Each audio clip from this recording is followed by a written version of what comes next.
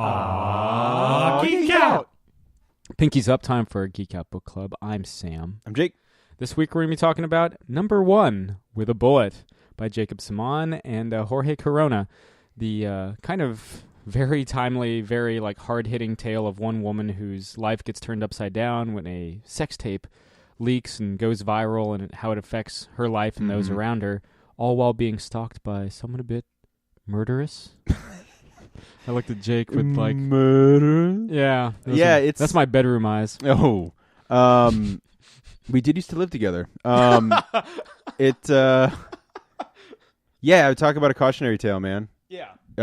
And like you said, it's pretty timely as shit. Yeah, it does not pull its punches. And yeah, I mean, it really deals with, I've been thinking about just, for a long time ago, I think we had an episode where we talked about man, if we could just pull the plug and quit social media, you know what I mean? Yeah.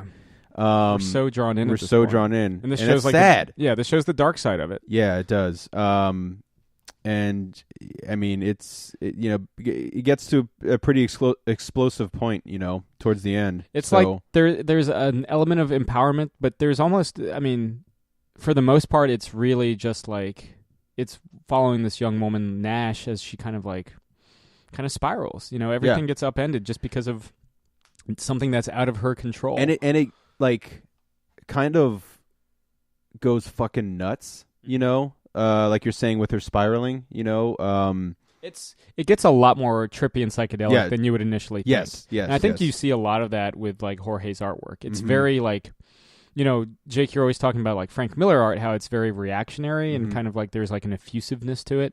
You definitely get that vibe here, especially as things really start to go off the rails. Oh yeah, there's some straight up pages where I'm that reminds me of the Frank Miller layout. Yeah. The color scheme too. Yeah, but like you're saying, it's all kind of leading up to this big.